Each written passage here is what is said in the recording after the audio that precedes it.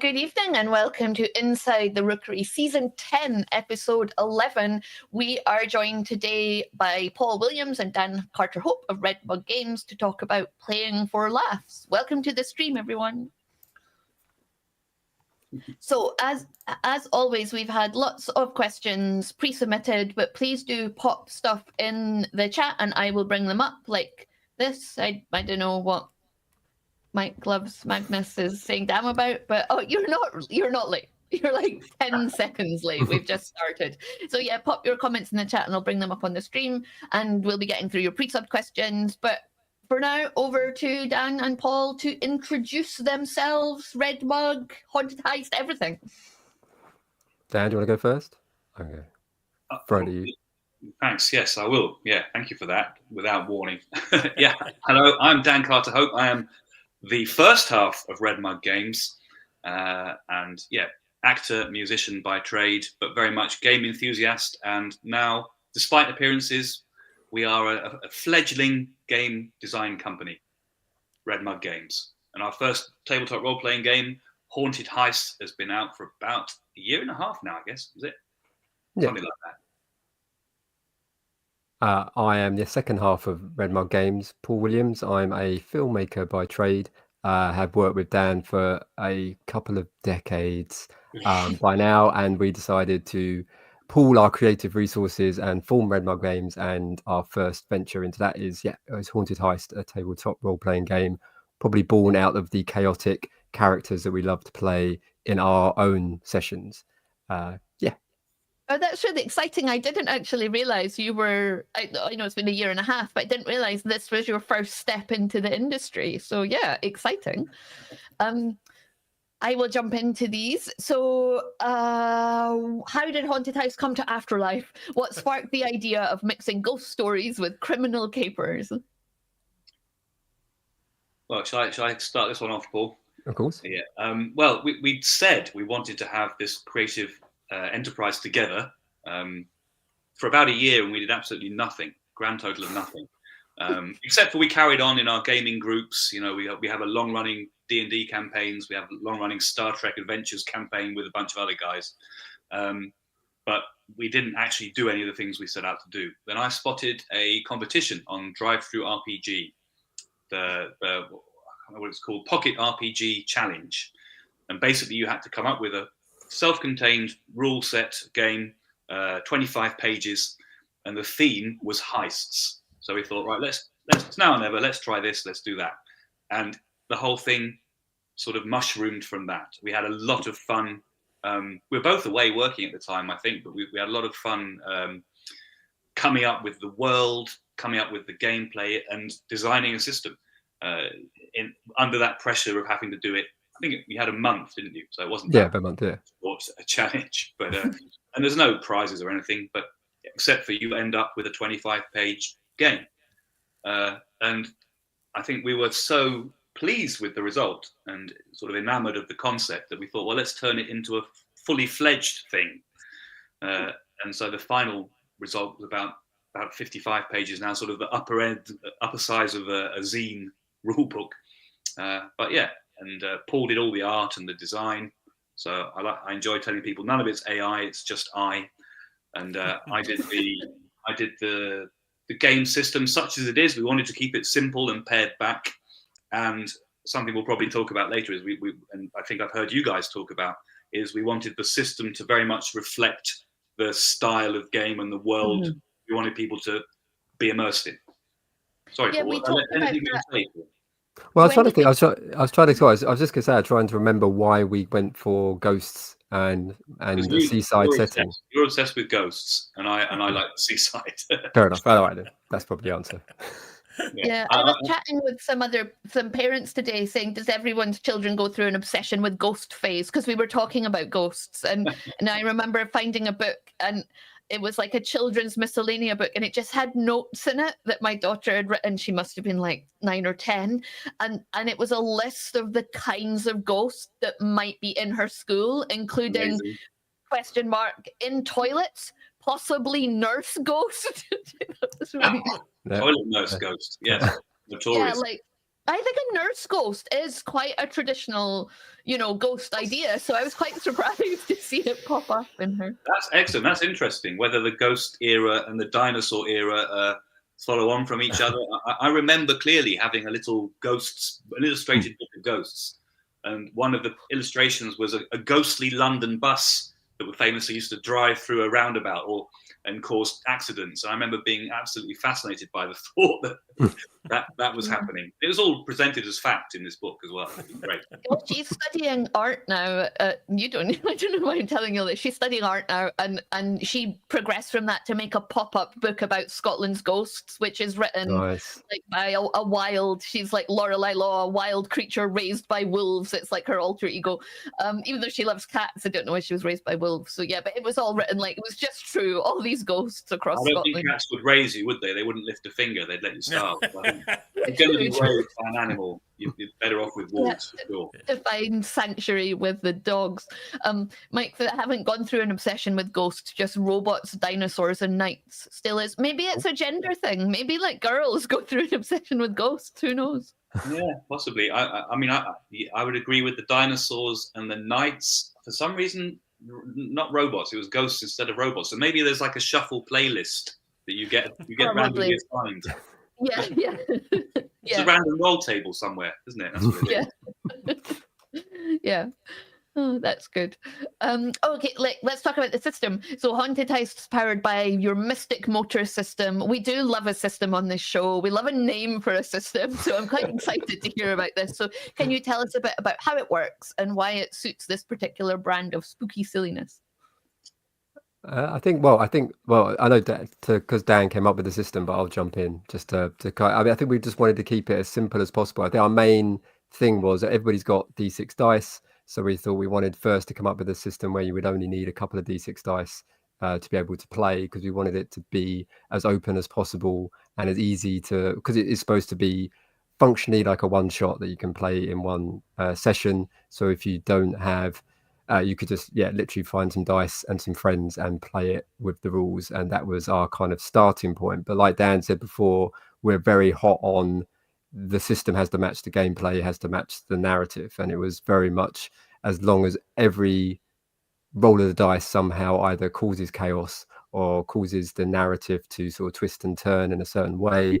Because like I say, we love to create chaos, but we wanted to give that chaos a sandbox, a box to sort of frame it in, and that's our seaside town. But also the rule set very much gave every role a significance to the story and the characters, but not in an overly complicated kind of way. But I'll let Dan explain a bit more, maybe if you don't want to deep dive into the system itself. Well, so we have a fairly standard ability roll thing, 2d6. And you've got each end, you've got critical failures, critical successes, and then I think between 5 and 8, you roll on a further table for consequences, grave consequences we call them, of course. But for me, what was very much in my mind is that sense as a GM or a dungeon master of trying to wrangle your players, and it being difficult. It's like herding cats, and you're trying to keep them all interested, especially if you're playing online, like a lot of people are, post lockdown. And so to me, because we have a spirit medium is the game master, or as we call them, the game medium in our game. And we thought, how interesting is it if the game medium is a character in the game, and so they're physically trying to maintain the psychic connection with the ghosts, the players. That's their struggle, that's their fate. And we've made it so that they have a stress track. So the work of summoning the players and keeping the connection and marshalling their actions during the heist can actually eventually, if things go badly enough, kill the GM. So we thought that was an interesting, game state to have. Sometimes it feels like your players are trying to kill you. Maybe I'm playing in the wrong way, but some sessions have definitely gone down that path. But so we've made it a thing, and part of the system is the aside from the ability roll dice, each ghost also has a d6 of spirit level, and that's your action economy. You spend it to perform your actions, and so I liked that. To me, represents the strength of psychic connection with the GM. But once that's gone, you have to be re-summoned. So again, we have a system of trying to predict dice rolls, knocking on the table to be brought back into the game. So we it's lots of things like that. We're trying to say what makes it feel a bit more seancey, a bit more ghostly. If you have a spirit level, like I'm slightly disappointed that you missed out on the opportunity to call the GM stress levels their equilibrium. I mean, oh right.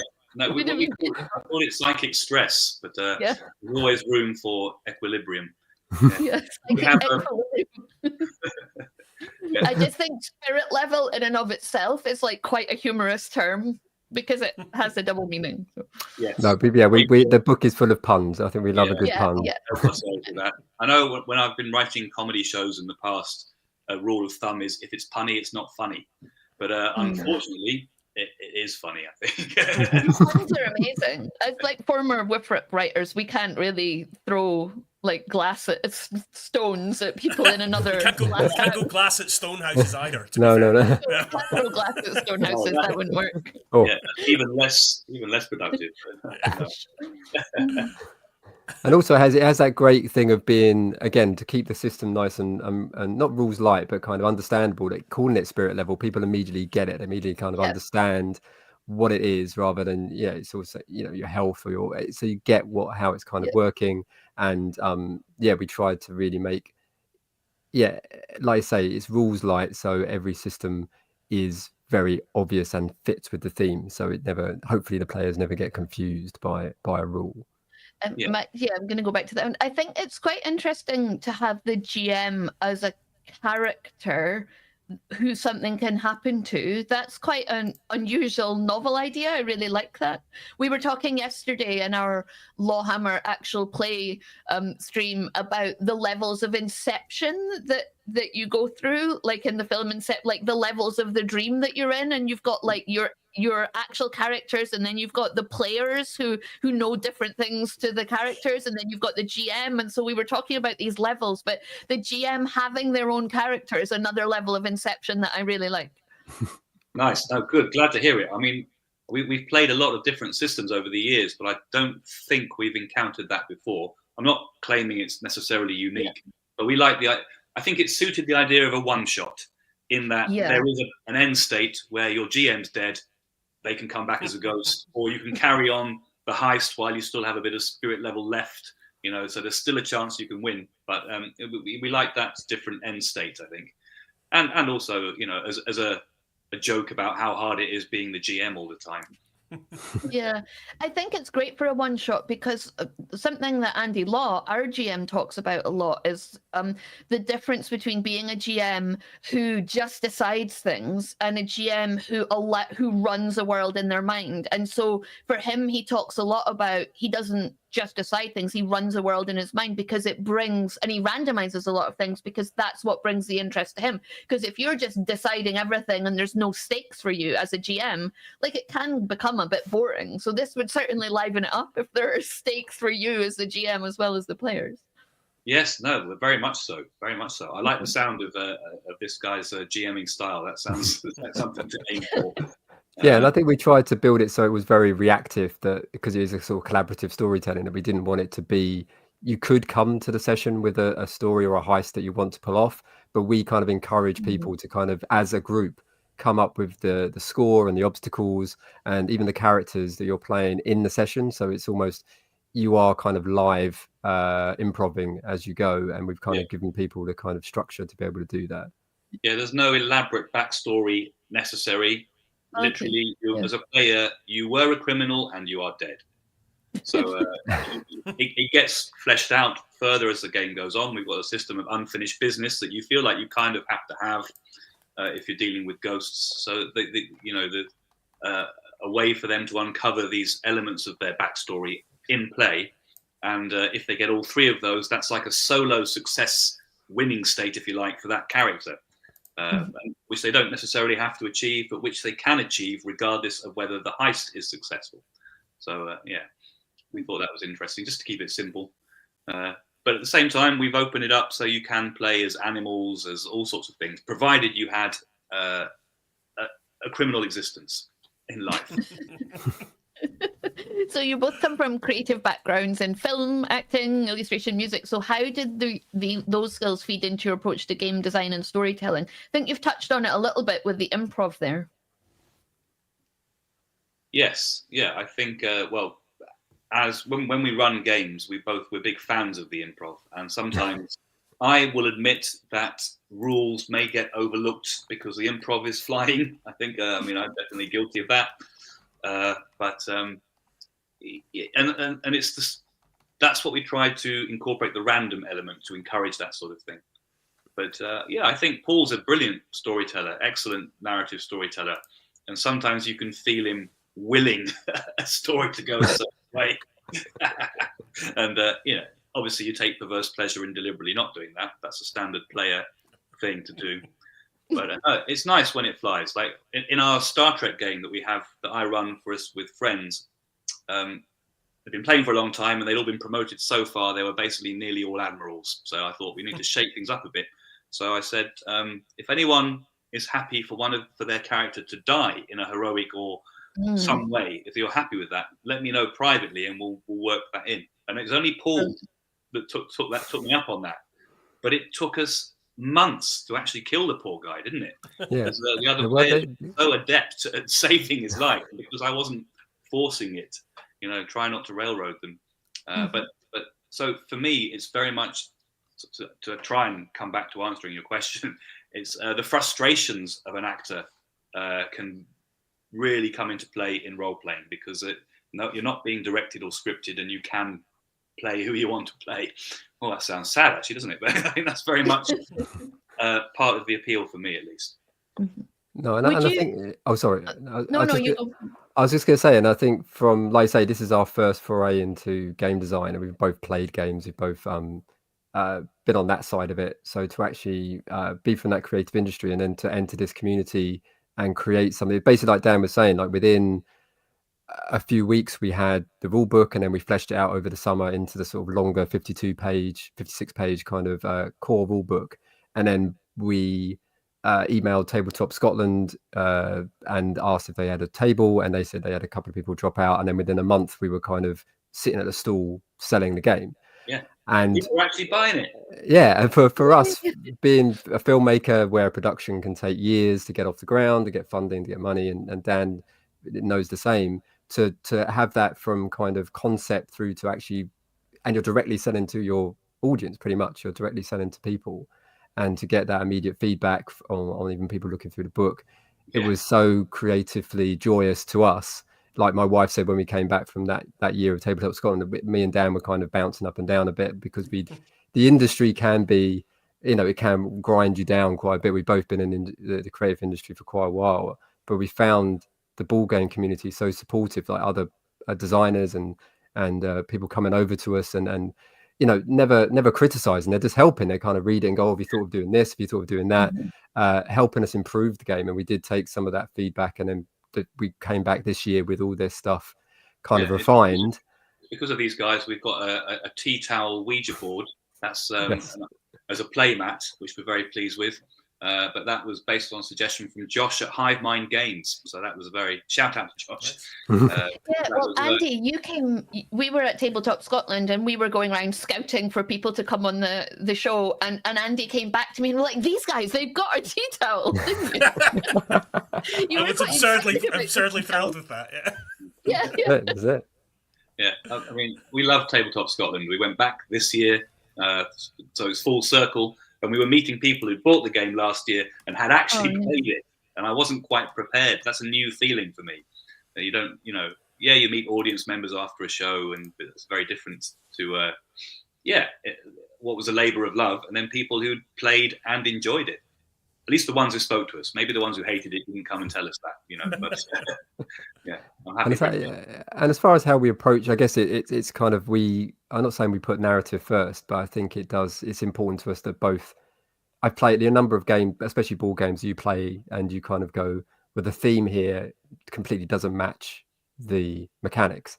I don't understand why this is this. And so I think it was, you know, top of our list of things that the game mechanics has to completely match the narrative and the thrust of it. And I think that's why we came up, rather than borrowing somebody else's engine to kind of run the game, Dan was, we wanted to come from scratch up with this system to make sure that was the kind of approach, and that's the kind of approach we want to have with hopefully our future games. Yeah, very much. That. Yeah, you sort of sometimes it feels like it can be limiting. Like, most games have a whole chapter on movement, how your character moves, how far you can move, where you can go. We thought, well, these are ghosts. They can just materialize anywhere within the play world whenever they want. So we don't need that. We they can go anywhere. Yeah, I think that was my son's first feedback on the first playthrough. Going, you got a diamond in a safe, and you're going to steal that. He's going, oh great, I appear in the safe. It's like, okay, great, you can. Now what do? You're a ghost. You can't pick it up. You can't move it. So you can look at it. It's a beautiful diamond. What are you going to do? So it's nice. Yeah, you have to unlearn some of your kind of role playing when you're playing as a ghost, which is fun. Because there is such a long shadow with a certain long-standing role-playing game. This is that I think most people will have played, or it will have been their entry to the world. So yeah, I think if you deviate from some of those norms, it takes a bit more explaining sometimes. But then people love it, I think. This is our GM, Andy. I'm liking the sound of this a lot. I have an idea for a Lawhammer stream using it. I actually had an idea. So our board game that we've published that's in the background of Andy Leask's there is Dark Deeds, where you play mischievous minions in the service of a sinister patron. So you're out on the streets doing crime. And I quite like the idea that the only person that lives at the end is the person that wins the game. And then they have to summon everyone else back to help them with their next criminal caper. Yeah, I really think this could go on for some time. It would be amazing. Yeah, no, it looks brilliant. I saw it. Congratulations on the website as a whole. It looks brilliant. I really like thank you very much. Yeah, lovely the genius that is Mark Gibbons putting together a beautiful website to bring to life our words. Right, I'm getting carried away because I'm so excited about ghosts. Do you think specific genres lend themselves more naturally to comedy, or can laughter find a place anywhere, even in horror or tragedy? I think this question's from Martine on here. That's a very, very good question, I think. I think, because I think it is, I can't put pen to paper without it being, and I'm not saying funny, but just it always goes in that direction. I think it sort of heavily depends on, I think you have to find everything slightly humorous. Otherwise, I guess you would go a little bit crazy. And I think it's horror, especially. I mean, horror I've found is a great, the great thing about horror is that it can be so many things as well. Like I've been in the world of horror now since Dan and I did a short film called The Third Man, where I got Dan to dress up as a fake werewolf and torment him, which is my job, I think, in life, is just to torment Dan.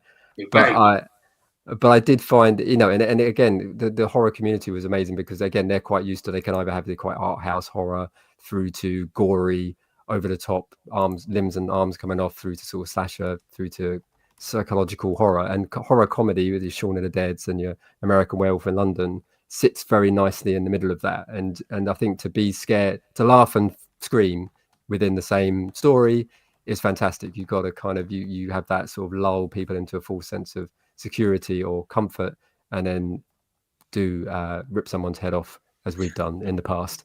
But I think it, comedy for us, or for me especially, it's always got a place in my storytelling. I think it's a good way of getting the audience kind of to sympathize with your characters. And I think that's, to really connect with a character or someone is the easiest way is through the funny bone and through that we wrote in.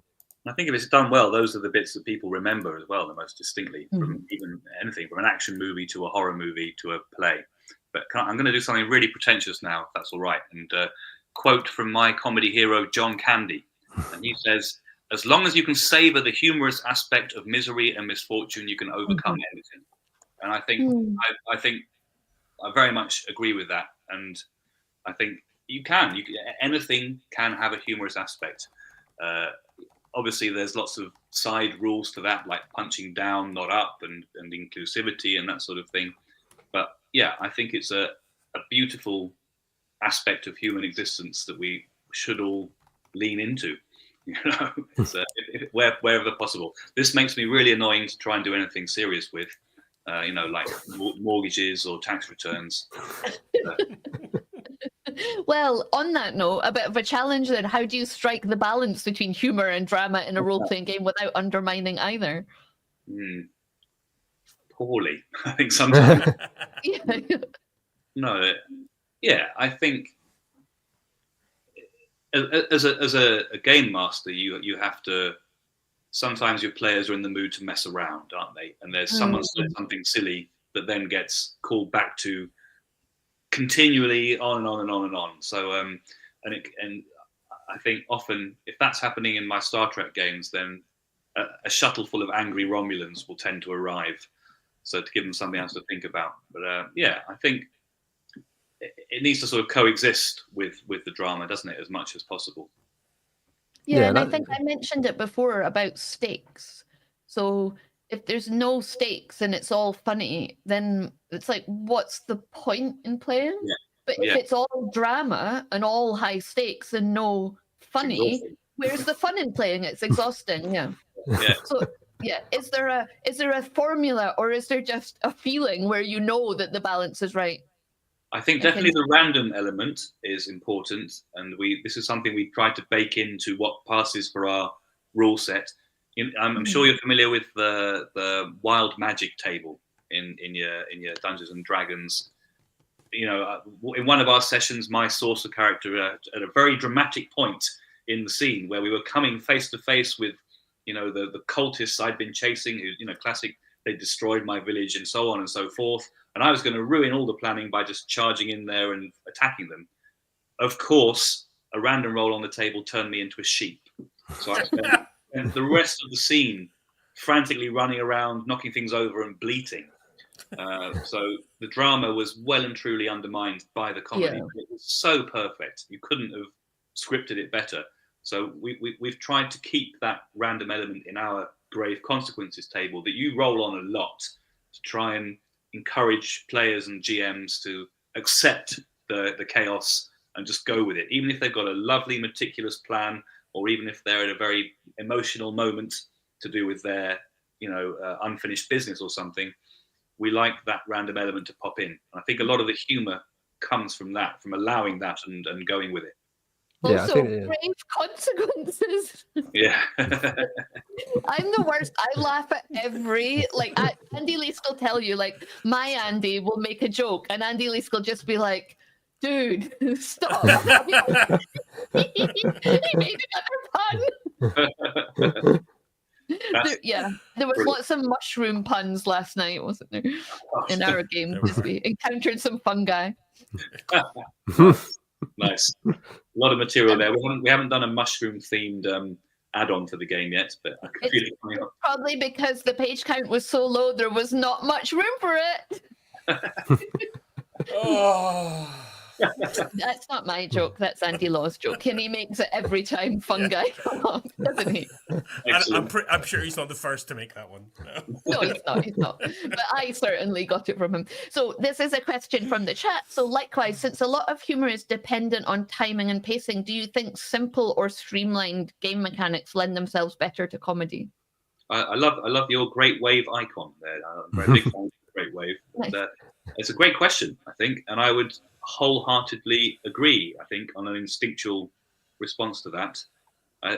Yes, worrying about modifiers and tables upon tables and all that sort of crunchy rule stuff, I think, would definitely kill the moment for me. I don't know what you think about that, Paul.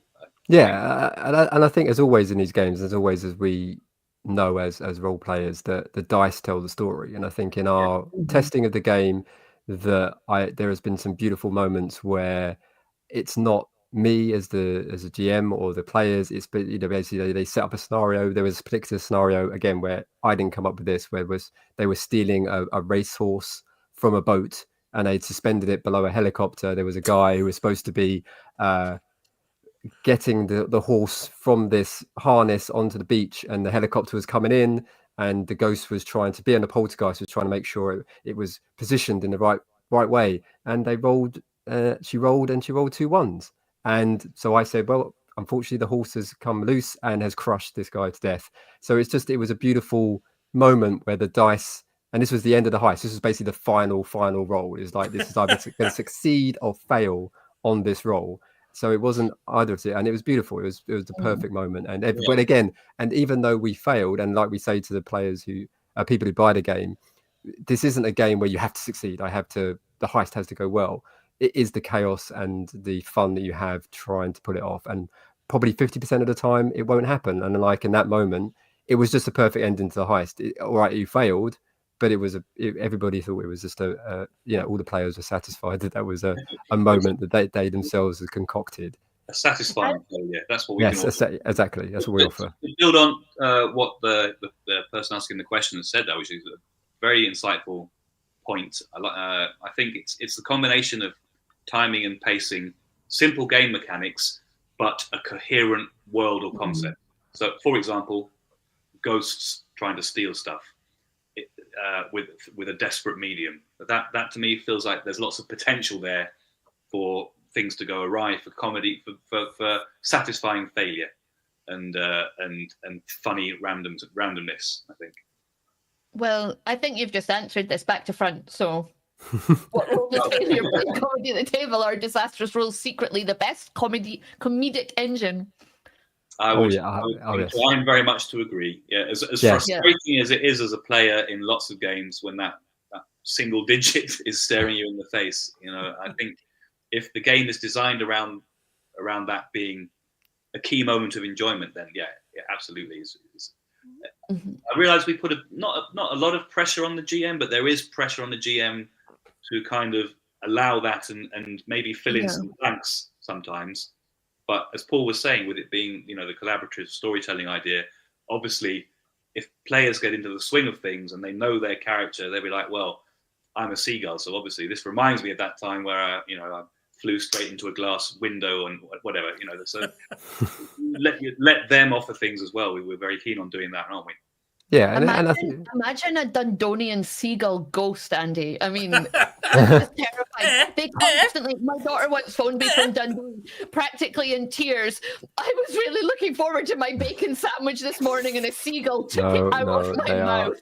That's how vicious the seagulls are in Dundee. That's impressive. I'm down in Hastings, and ours are pretty good, but I haven't seen. From the mouth is that's a new step. The Dundonian seagulls are on another level, and they just walk around the city centre like they own the place, because quite frankly, they do. No, and I definitely think from that like I just described, that the worst roles offer more comedy than succeed. You succeed unless it's but definitely that's where we mixed in the partial success, and that's definitely where you're rolling on the table, and then that offers.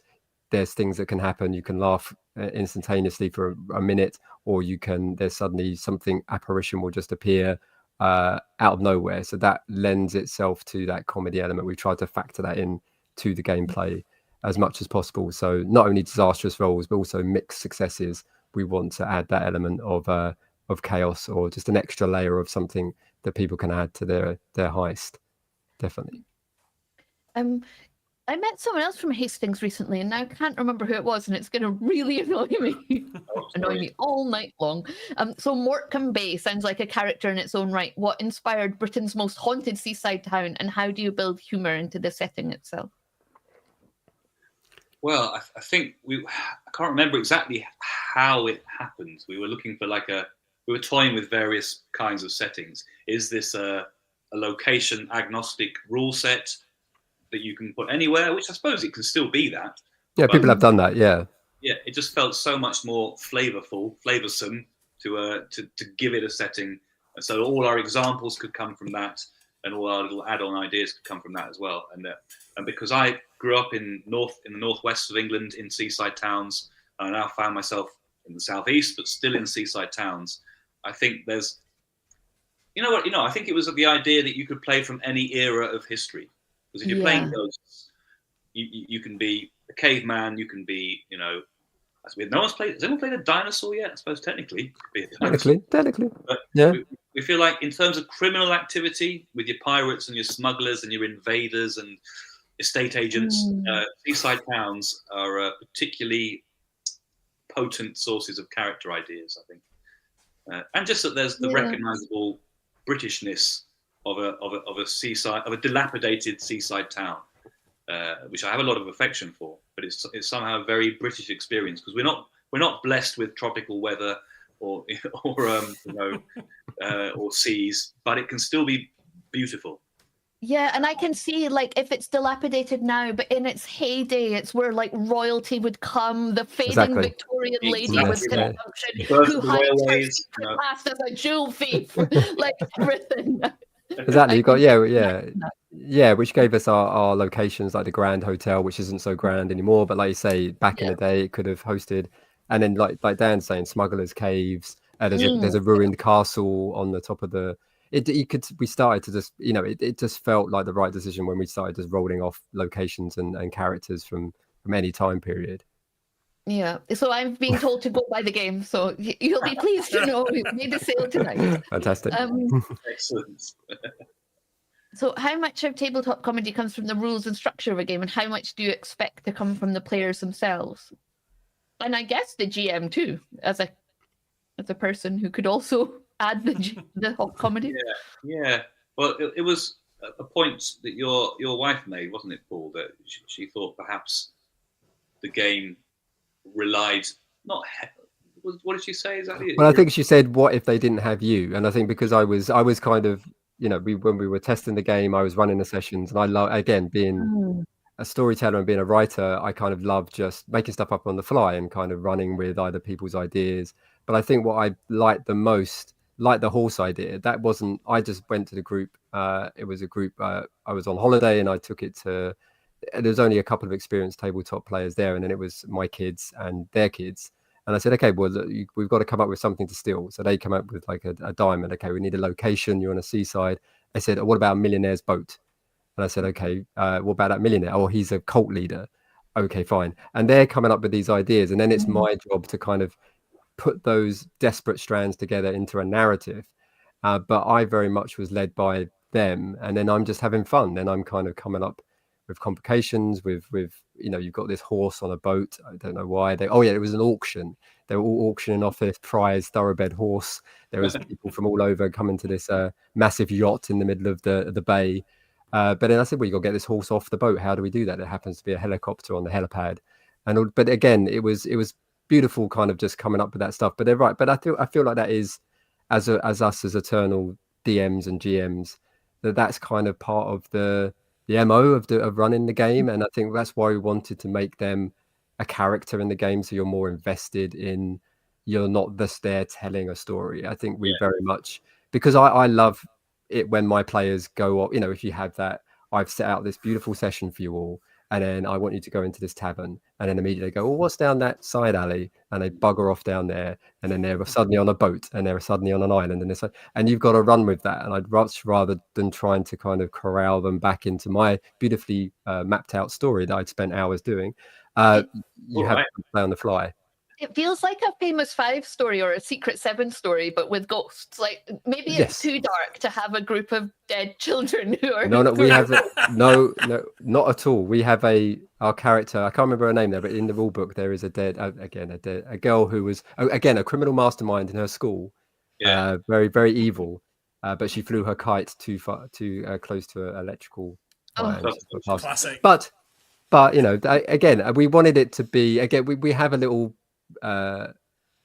rule at the start where it depends on your group. Again, if you want to play this like Evil Dead 2 and you have limbs flying off, you have heads exploding. If you want it to be, I think some people approached us at Tabletop Scotland asking us, is this kid friendly? Could I play with kids? As long as you, again, Casper, there's lots of very friendly ghosts, and you can play it like that. You just tone things down a little. So we tried to make that as flexible. We tried to make that was the other thing about the flexible on player count, flexible on play time. There's all rules in the rule book for that. So if you want a quick session, you just because we have a ticking clock mechanic as well in it, because obviously it's a heist, so you have to have that. You do, and so you can set that clock to any length. You want a nice long session, then you can set that up a lot higher. So we tried to factor that all in to the rules as much as possible. Yeah, I feel like. Sorry. I was just going to say, in like films, the narrative structure of the heist movie, I thought when they first started doing it was like really clever, where it's narration, but then they're there and you get what they're planning, but then they're doing it till it goes wrong. And I feel like that was really good, but got so overused that it just becomes a bit, oh, you're just doing the narrative heist till it goes wrong thing again. But I've challenged Andy Law to do a bottle episode for us in Lawhammer where he does it like that. So it is a narrative heist till it goes wrong. So, like, do you have any ideas on how, like, does that lend itself well, that film structure, to an RPG game, or? I think similar to the Spirit level, I think the heist kind of format gives, again, because people are playing, it's collaborative narrative. Everybody understands how a heist should work. Like you say, everybody understands. You're kind of, we call them obstacles. You're setting those obstacles up, and you're trying to get the score. And you usually have a protagonist or an antagonist character you're probably stealing it from. That's all you need. That's your simple structure, and everybody understands that. It's a very well trodden kind of story device. And then where you go from there is up to you. So I think because I think a lot of heist films, especially, usually, it's gone wrong, and no, it didn't go wrong. Actually, in the background, this was happening, and now we're going to show you what actually happened while that was going wrong. Yeah. So again, you could, if you've got a good, I mean, we haven't done that yet, but if you've got a good game medium, you probably could play that double structure and play that kind of layered I feel like there's something in there and it could work really well, but also could just fall completely flat. Like because we're doing an actual play, we've also got the added element which you don't have in a normal RPG. You are your own viewers in a normal RPG, but we've got viewers too, so we do have an element of there are people watching the heist as it's undertaken. So, when I've seen that work well in other systems, it's tended to involve some kind of meta currency. So that you've got the players have some way of, you encounter a challenge that you weren't expecting, and you're like, well, actually, flashback to when we were planning this, and actually I did see this coming, and that's why I did this instead. And is that a Blades in the Dark kind of approach? I think they have a mechanism like that, don't they? Yeah. Yet to play that. It does look brilliant. It is excellent. Yeah. And it sort of... It similarly does something different in terms of not really having a GM in terms of... I mean, it does, but... Again, you collaborate in terms of creating who the other gangs are and kind of what you're up to. So So Alan asks, I always fall back to Paranoia when I think of comedy games. Which standout games do you remember that started you on your comedy RPG journey? Yeah, I think I played Paranoia in my teens and loved it, but we didn't have a long-lasting campaign. But that's very much we're both huge Hitchhiker's fans, Hitchhiker's Guide to the Galaxy, and I suppose Paranoia, you can definitely see the shared DNA there of lots of Douglas Adams flavored stuff. And interesting. Yeah, I've got some very fond Paranoia memories that again rely on that idea of the randomity of what was in the tables then dictating. So we had in the list of equipment that you could buy, there were just some random things in there, including dental floss. And my mate who'd never played RPGs before was found that so funny. He just filled up his backpack with as much dental floss as he could carry, and then it became the GM's mission to make that dental floss repeatedly useful for the plot. Yes, and it was brilliant. And again, it was a one shot. It never amounted to any kind of lengthy campaign, but it was some of the most fun I've ever had. So yeah. Yeah, in terms of actually baked-in comedy, there's a huge amount now, I suppose. But I remember Toon, the cartoon role-playing game, when I was a kid. Yes. Again, never played it, but I bought it off eBay last year to have when we were researching these games and to sort of look at how that had been put together. But I'd love to play a session of that, see how that worked out. But I think also it does depend very much on the players. You have people who all they want is the power fantasy. Maybe they're downtrodden at work, I'm not laughing at that, but you just want a bit of power fantasy to get you through the week, sort of thing. And there's nothing wrong with that. But then mine and Paul's characters will come along, tripping over, spilling oil everywhere, with their backpacks full of dental floss and cause chaos. So yeah, it's a tricky one. But you can turn any game into a comedy game, I think. And that's what we've done. I think that's or not, I suppose, is something you have to consider. Yeah, I think we Yeah. are the annoying players that will come up with the the bard type characters, or I think that's us. Like I say, that's in our DNA of when we come up with our own D&D characters or Star Trek characters. I always try and find what is this plus this. Like I've got the kind of Klingon counselor. Yes, those two don't go together. I want to put them together, and It's all so because I wouldn't let you play a Tribble in the first game, wasn't it? exactly Yeah. That's a a shame. exactly. It's, Come on. Yeah, I think back to Warhammer in the maybe first edition and I love the that. randomity of mutation or of critical. So like someone punches someone and you rolled a critical that their head lands like 6 yards away. Like that's just funny. Yeah. And it can just because Warhammer is quite grim and dark, but also has got all those puns and stuff, it can quite easily spin as a system and as a world from like serious face to I just punched someone and their head flew off. Yeah, I love the original Wolf rulebook. I had the softback of that in my team as well, and recently bought it again for pure nostalgia, and it's gorgeous. I used to read it cover to cover and constantly making characters, but didn't have anyone to play with at that time. Oh, what a shame. Tragic. Well, That's my tragic backstory right there. Yeah.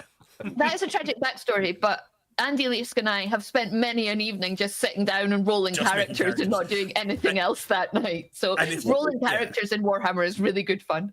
And if you fully embrace the whole random character generation, that in itself can lend to That some can comedy. be funny. As you kind of come up with your kind of charlatan conman person, but then you roll the lowest possible fellowship you can get. And you're like, perfect. It's a beautiful thing. I remember doing that. I remember obsessively rolling for eye color on one table. Yeah. I really like the idea. My characters. That's right. I really like the idea that you're charlatan con man with the really low fellowship. It's like the family business, and he's been forced into it. What he really wants to do is like be an accountant, and no one will let him. They're trying to make him be a criminal. That is a winning character concept. Oh, definitely. It's so much fun to play. Yeah. You're obviously trying to cheat me. So, mandatory Horus Heresy question. On a scale of Paul to Carter Hope, how much laughs could you get in the Horus Heresy? Well, how heretical is it to laugh at the Horus Heresy? Probably quite heretical. I know, it's not the funniest of settings, I'm not going to lie. It's too edgy, isn't it? It's too, yeah. Yeah. Yeah. It takes itself too seriously. It is the Snyder cut of gaming universes. Ooh, so. I see. Okay. Sometimes you want a character that takes themselves incredibly seriously because they're the best ones to make fun of. Well, you need your straight man to that sort of thing. So I don't know. Would a Space Marine get away with a sarcastic comment, or would that be instant execution? Or would the person hearing it be so straight-laced that they wouldn't interpret it as sarcasm? Yeah, they would just take it at face value. I like the idea that thank you for that comment. A British chapter of Space Marines that are just always sarcastic, but none of the other Space Marines get it. They would be great. Oh. Yeah, that would be amazing. In fact, Ultramarines, headcanon. Yeah. Ultramarines are not the people you think they are. They're just sarcastic. They're just sarcastic. Yeah. So I know on fire. I suppose we should keep going. So Brock asks in the chat, do you think a GM needs to adapt a more straight man personality when playing with a group of funny man players, or vice versa? About sharing the space, isn't it? It's definitely about sharing the space, even if you're all these brilliant puns prepared in advance. And I think. Yeah, in theatre and acting, there's lots of focus games about throwing the ball around, passing, sharing the focus, and all this stuff, and it gets tiresome. But a lot of them they exist for good reasons. But allowing everyone to have for it to be a truly collaborative thing. Yeah. So there's a you'll have heard of the famous improv thing of yes and. So you take someone's selection and you add to it, you build on it. And there's another course I did that builds on that, and they say yes and on a bed of thank you. So you're grateful for this ridiculous offer that someone's made to you, and you build on it and you return it even more, ridiculously. So it's a collaborative team effort. There shouldn't be, like a normal gaming session. You don't want it all to be about one character necessarily, unless there's some kind of agreement that today's, Sir Galahad's day or whatever. Yeah. So Yeah, and I think it enables people then to be funny, because I think a lot of people think they're not funny. I guess they would say, "Well, I'm not a funny person," and we're trying to create this. But you'd be quite, I think, but that kind of isn't true. That you give people that opportunity, you give them the space, and you give them the role or the stupid thing that's going to happen, and they can build on that. And then and I think the job I've found as the GM on this game especially, is you seize on that. You see somebody kind of starting to roll with an idea, and like Dan's saying, you build on that idea, and you build the silliness of it, and it is quite freeing for people to not have to, especially as a ghost, that you can pretty much do whatever you want within the confines of the rules. And I think people like that freedom and like that. No, they're dead already, so it's all right. You're not, no risk there. No, it's nice. I think, and there's a lot of pleasure to be derived from enabling that, especially from people who aren't particularly confident in their role playing or improv or character concepts or any of those things. It's nice to try and enable that. So in the chat, this is the Primarch of the Ultramarines. It said that he has a great sense of humour, but because it's 40k in Games Workshop, just wait. I think there are even modern bits in the books where he makes a joke to the other Ultramarines and they don't get it's a joke, and he's just really disappointed at how far everyone's fallen. So because it's 40k, no one can have nice things. Even the sense of humour just has to be disappointed with other people. That's that setting all over. Wow. In the grim darkness of the future, far future, there is only war. There's no humour. There's no humour. There's no humanity. No laughter, only war. No joy. Only war. It just says everything you need to know about the setting. That'd be unsettling though, to have a cohort of maniacally laughing Marines going around enjoying themselves. But, yeah. So what makes comedy work at the gaming table? Timing, character, circumstances, in-jokes, something else? Just all of the above. Yeah, all of the above, plus randomness.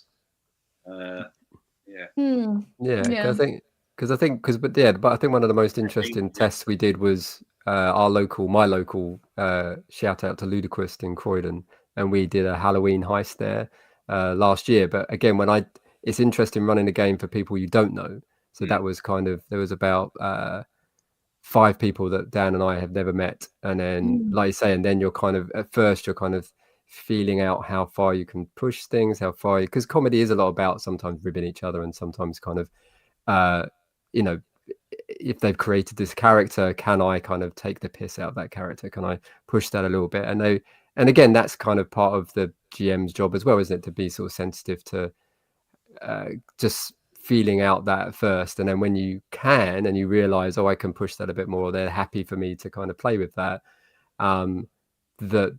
like you say, that's where in-jokes, like even in-jokes can happen within a session, can't they? That somebody would say something at the start of a session, and you can bring in all good comedy fashion, I'll bring that back at the end of the game or mid-game, and turn that on its head or something, and that is, and another character could do that, another ghost can also do that as well. So it's been, I think in our sessions, I think we found it again, because people get into that headspace of we're here to have fun, we're here to let loose. We're not starting in the 40k kind of universe. I'm not being a grim dark space marine. I'm going to be a fun, let loose kind of ghost, and you give people the freedom to then the rules give the people the freedom to kind of just go with that. And do you think there's a particular style of humor, like slapstick, wordplay, dark comedy farce, that suits tabletop? Is there something that you lean into when you're playing the game or GMing the game? Definitely the slapstick, I would say. Definitely dark comedy, definitely. Bounce back and hit people in the face. That's something I would go to. I think farce as well. I just back from London, we saw like loads of plays, and we saw the Importance of Being Earnest that's on just now with Ollie Alexander. It was great. And just watching it, I was like, Algernon and Jack, I was like, that's the kind of thing like I've pulled with other characters, like like impersonating, pretending to be their kind of like relative in order to then, so I immediately thought that could turn itself into quite a nice scenario. Definitely. It feels like Yeah. slapstick physical comedy would work really well in with ghosts.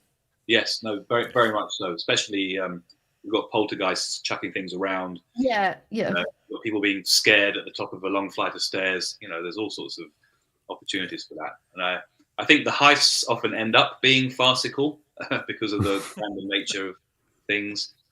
Dark comedy, yes, in some of the settings, or it often comes out in the backstories of the characters, or if it's possible for you to roll and get vengeful spirits after you. So there could be something you did in your criminal life that's now you're now paying the price. So yeah, I think wordplay, I suppose, is probably more in the rules themselves. I don't think it necessarily would be Plays that well in a heist. No. Yeah. maybe not. No, unless you've got a whole scene about getting the wrong end of the stick about something. And yeah, I mean, we do like to encourage people who choose to play animals, plague rats or pirate parrots or bacon sandwich stealing seagulls, to try and channel that in their role playing. Not everyone wants to sit there squawking for 3 hours. Some people do. So it's trying to balance those requirements, I guess, as well. Yeah, like 2 squawks for yes, 1 squawk for no. Could be quite funny, but it might wear you down a bit if that's all you did for 3 hours of role playing. And just in terms of running a game, you've got loads of experience. So what tools or techniques would you use for the viewers to help keep a funny session on track, but without losing the spontaneity that makes it fun? I think this is something that Paul came up with early on in the development. We got a bit bogged down in rounds and turns for a while. My fault. I was trying to work out how to make sure everyone gets a go, how to keep it flowing. And once we cleaned that up and it worked, Paul said, "Well, you've got to do a recap because we've got this time limit. We've got the dice, the D20 that clicks down the number of rounds. At the end of each round, you need to do like a state of play recap. So the plague rat ghost is inside the safe. You've scared off the security guard. This is happening, and there's a tourist bumbling around in the corridor trying to get in. And then move the action forward each time round. And I think just so it's all the plates are spinning, all the all the balls are up in the air, as it were. Just to give everybody it's similar to just giving everybody mid-game or in each round a sort of, here's the state of play, here's the chaos you've just created, and then you just move it on a step in a time frame. Now you have to deal with this, so now what you're going to do, just to give it that, rather than, because there's nothing worse, I think we both have it in sessions where you kind of turn it over, well, what do you do? And there's this silence, there's kind of the players kind of thinking what, and in a kind of storytelling way, you're just going, well, this is the story I'm telling, we're just going to push the events just on a little step. Now deal with that. How are you going to deal with that? In our game, it's not unfair to give players little prompts, especially if it's their first time playing. Because you get that sort of choice paralysis in some RPGs in combat. People are like, oh, how can I best maximize my damage? And yes, it's interesting tactical thinking, but it's not very interesting for the other players while you sit there and work out which precise combination of your moves. I mean, I do this as well when we're playing certain games, but I think we're not above offering a prompt to your players without telling them what to do or reminding them, you've got a skill called Easy Freezy as a haunter ghost. You can lower the temperature somewhere. You can actually freeze things. Would that apply to this situation? Perhaps. Yeah. Just little nudges, maybe. I hope in a one shot as well, you don't want like that kind of, oh, I'm worried something will go wrong, so I'm not going to do it. Is kind of matters less because you're not going to use those characters again. But 100%. Also, if you do it, if you are an anxious role player, like could just be really, you're playing a one shot. You've only got 3 hours. It could really slow the pace down, I think, and I think once that feeds into people, it's quite cathartic. You get it. Yeah. So here we've got a few last quick fire questions for the end. So it's coming into winter in the north, by which I mean the northern hemisphere, because we're on different sides of the country, north and south. How do you keep your physical and mental energy up over the colder months or over long projects in general? Oh. Well, I mean, I'm a kind of an anomaly in this because I'm literally a week away from starting rehearsals for a rock and roll pantomime in Leeds. Oh, cool! So that will be I think, a 3-month contract. So the rest of my year is very much running around on stage. Oh no, it isn't. Oh yes, it is. All that stuff. And do you feel that I used to do pantomimes and be in musical theatre when I was a kid, and we like the pre-show when you're like listening to Christmas music when you're waiting to go on because they're piping it through the thing and you're all having a great time, and that was really good fun. But how do you deal with the post-show blues? Well, usually you have lots of ways to exercise you of all the glitter and cheer, and so when Game of Thrones was current, we used to watch that as a cast after the show. So we'd go and do it. It was Beauty and the Beast we're doing at the time. We'd do that. Everyone's happy and it's panto. And then we'd all sit just in costume and watch an episode of Game of Thrones. We did that for like a couple of series worth. So now I still do the same sort of thing. I think being away from home gives me a lot of guilt-free gaming time. That's how I get through it. I'm looking forward to it. It's going to be Kingdom Come Deliverance 2, I think. That's what I'm going to go-to game. Yeah, I don't know. As for you, Paul, you're stuck with your family doing family stuff. No, and I think it is, like I say, especially because I work from home. So that is always a kind of a knife edge balance between work life and home life, and especially, like I say, you can't you have to. I think physically getting out of the house is definitely something I try and do now. I've worked that a lot into my work life, especially over the last couple of years. I did suddenly notice that I'm just at home. Like you realize a week's gone by and you're staring at the same four walls. So I think, I was talking to other people in my situation, and they said, you can give yourself permission to go out for lunch rather than have lunch at your desk or things like that. You don't, because I feel a lot of working from home, and you feel a lot of guilt not doing something because you haven't got a boss breathing over your shoulder. I am the boss. So I think as the boss, I was being kinder to myself. I think I was being quite a harsh boss for a number of years. So it was quite nice to sort of say, if you'll take that lunch break in a coffee shop rather than and actually talk to some other human beings that aren't, especially like Dan said, like since post COVID, where most of my meetings now take place like this. It was nice to kind of say to people, I'll come in to have that meeting with you. And I think especially over, these winter months, it's important to just get out and actually physically see people and physically be with people, because I think it's very easy for me to just hole up, especially when I'm working on a project, and not see the outside world for a bit. But I think giving yourself permission to have that gaming time as well, to have that giving yourself permission and being kind to yourself is a really good. I struggle a little bit because me when I'm away on a show, it means I'm working evenings, so I can't run or play in our gaming session. So it'll stop for that time, and I do carry a lot of guilt about that. I feel, I don't know, because then you could maybe try and make it work on a Sunday, but then that's people's one day with their family. So it's your one day off in the evening, right? Presumably a Sunday if you're in a show. Yes, that's exactly right. So I suppose I could suggest we do a 10 a.m. game session in the week. But no, we've talked about in our group about doing the play by mail games, the correspondence games. I think there's a few things that lend themselves to that, but we haven't actually done that yet. But I'd be into trying that, definitely. So I've got one final fun question, but before that, I want to bring this comment up from the chat. What a fantastic game! My game of the year, regardless of what happens. Thank you, amazing, thank you. So here's the final question: if you found yourselves as ghosts in Morecambe Bay, what kind of heist would you pull off before moving on to the next plane, or what kind of ghost would you be? Ooh.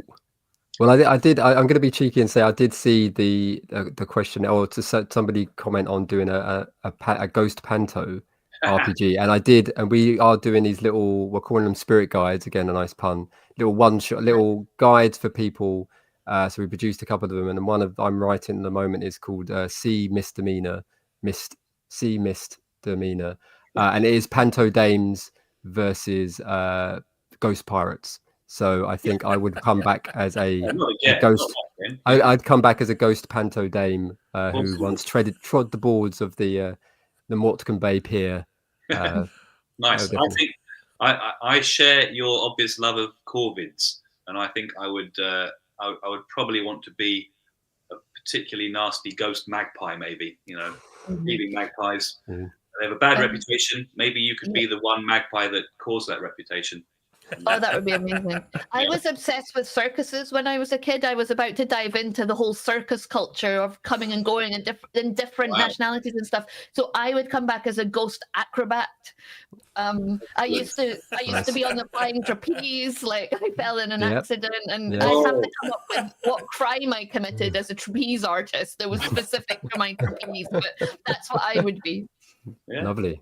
Maybe you were involved in lots of elaborate heists. I feel like a trapeze artist has got to be a cat burglar, right? Oh yeah, completely. They break into impossible buildings, but now you're a ghost and you're special. Like, you can fly through things, so like you're going to come up with a whole new range of special skills. Nice, I love it. Canto Dames versus Pirates. I love it. Well, that's us. Thank you. We did run slightly over because I love ghosts so much. So sorry about that. And thank you to everyone in the chat. Thank you, as always, to our lovely Discord community who pre-submitted the questions. Thank you to Andy for joining me, and to Dan and Paul for being amazing guests. We've loved having you on the show. When you do your next project, you'll have to tell us, and you'll have to come back and tell the viewers all about it. But the final thanks, as always, goes to our wonderful patrons who keep our streams beautifully ad-free with their patronage. So thank you so much to our guests. Oh, thank you for having us. Thank you very much. What a pleasure. We will see you again next week for another Inside the Rookery. Until then, good night and caw-caw, caw-caw. See you soon. Oh.